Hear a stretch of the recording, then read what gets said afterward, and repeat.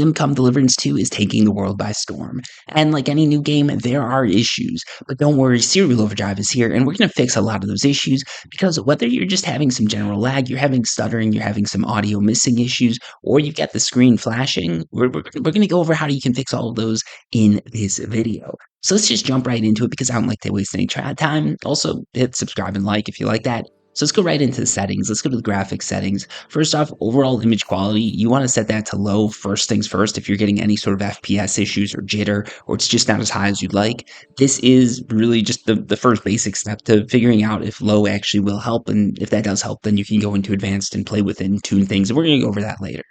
In addition to this, resolution. A lot of people miss this, but if you turn the resolution down as low as you're willing to go, so if you're willing to do 480 and the game lets you, go for it. But if you turn your resolution down, that's actually going to help make the game run faster. In addition to this, sometimes people run into issues where they just have 240 FPS or some crazy number there. Turn that down. Go down to 48 FPS. Go down to 40 FPS. Go as low as you're willing to go. The game will, well, the FPS is going to be lower, but it will feel smoother. Sometimes these smoothness issues that people feel is because you're jumping from 30 to 60 FPS, and nobody wants to 69 and then 420. You just want to be holding at one steady FPS.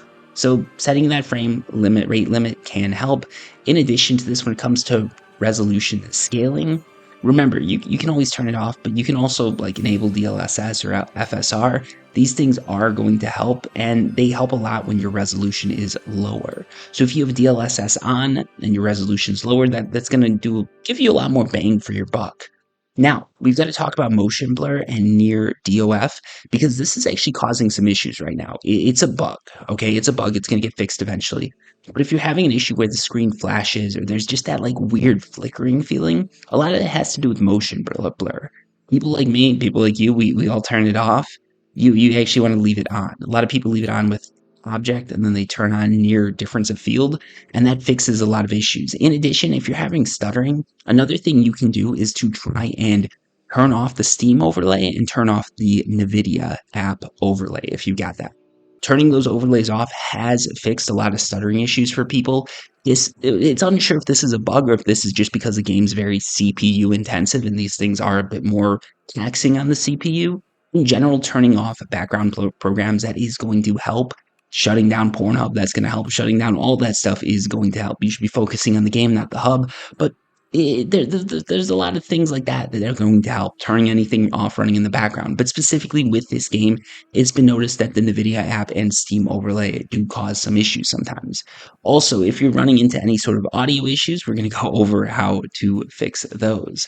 So, with audio issues, you don't actually need to go into the sound setting. That's not the issue. What a lot of people have noticed is if they actually verify the game files, that's going to help. If you're on the PlayStation, you can't really verify game files. That's a Steam thing. But in this case, what you actually might need to do is re-download the whole game. That does tend to help some people. Okay. In addition, if you're on Windows, there's one additional thing that you need to do, and this would be going into your Windows settings and turning Sonic on. I'm not 100% sure why that's worked for people, but a lot of people are reporting that it works.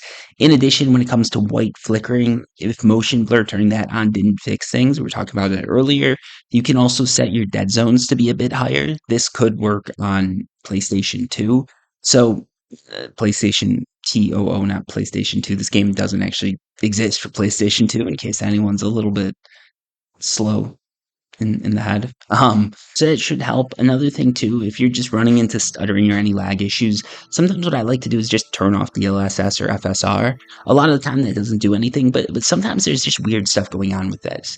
And with everything, you always want to make sure all of your drivers are up to date.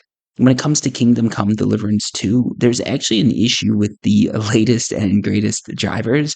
So a lot of people are recommending that you actually upgrade to the latest hotfix, which would be 572.24.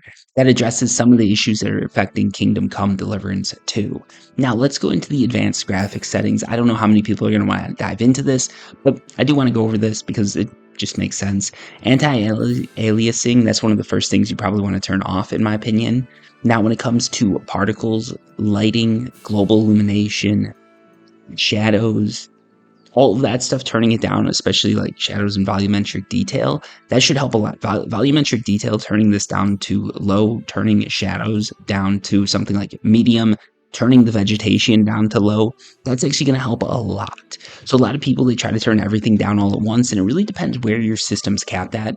Turning stuff down like particles, turning stuff down like lighting, that's actually going to go a long way to making the game run better, and you can run some of the other stuff at higher qualities.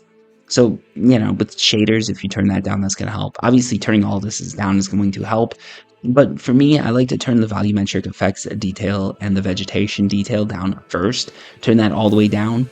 It's going to affect the lag a lot, and I think you can still get a pretty good gameplay experience. Then you turn down particles and lighting, then probably global illumination. Don't go with experimental or ultra, just turn that all the way down to low.